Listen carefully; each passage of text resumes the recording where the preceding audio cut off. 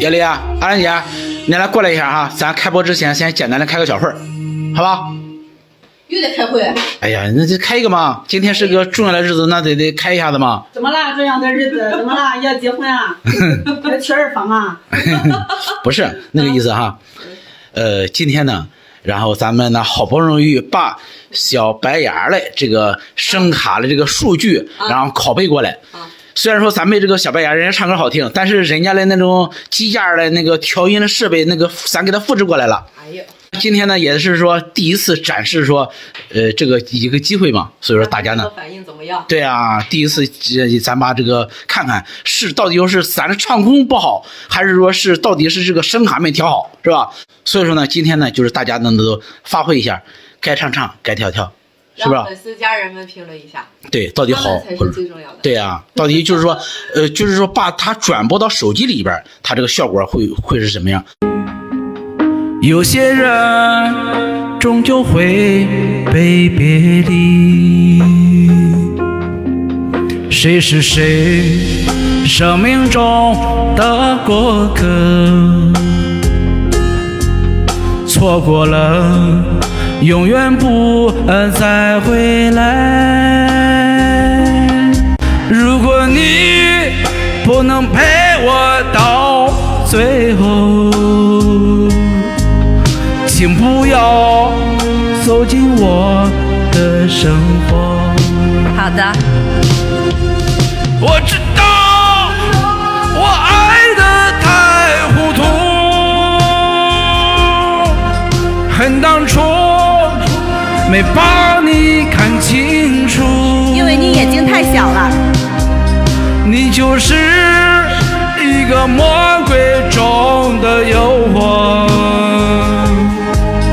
让我受尽痛苦和折磨。我听大哥不是要看我走两步吗？他走两步，他要给我辨别这个男女。大哥在不在？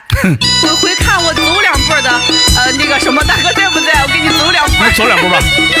看看我是男孩是女孩，是不是？然后这样走，啊，横着走。来，是男孩女孩？快看，会看的，赶快点啊！男孩女孩，就这么走。这就是肚子。反正不是男的就是女的，你们都是也说不出来第三刀，反正是。不管事。今天直播，说实话哈，非常满意。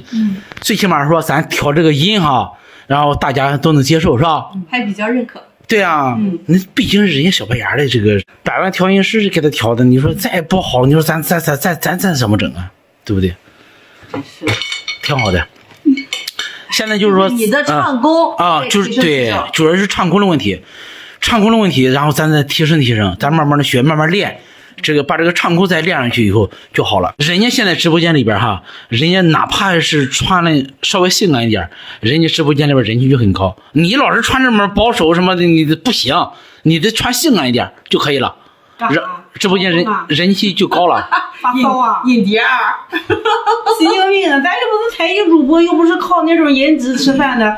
怎么还？哎呀，你就是穿性感一点，他就是也能招来人。我都属于大妈级别的，你让我穿性感一点。你看你夏天的时候哈，穿了那个小衫啊，穿的特别的性感，那个时候你看人气多高。你现在就是说冬天了，你现在就穿了一点不性感了，直播间人气下降跟你有关系。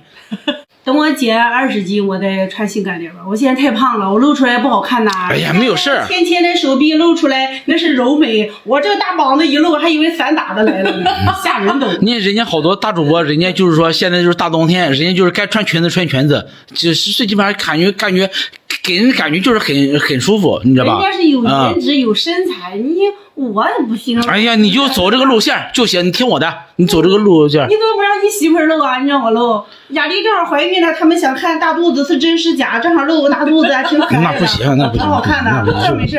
不行，她怀孕了，露个大肚子不好看。啥的，告诉大家，我是真的怀孕了，不是塞着棉花呀。别逗着我儿子。对呀，这把孩子冻着了。做胎教啊，胎教从小肚子胎子里就培养他做直播。行了，然后我就是现在就正式通知你，你是不是我徒弟吗？我就正式通知你，然后就是说从下次开直播的时候，把夏天的衣服拿出来，就穿的性感点就完事儿了。圈儿吧，我又没给你签合同，我钱给你了，让我脱我就脱，你让我穿我就穿啊。哎呀，反了你了。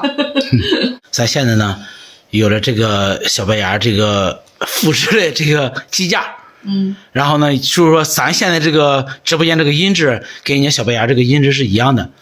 我练我的唱功，阿兰姐练性感。滚吧！你这样式，你给我拿点钱，我也去学唱歌得了。你不行，你别学了，你就学跳舞，你学跳舞，跳舞就可以，好吧？他的性感，你给我跳燕舞啊，还是脱衣舞？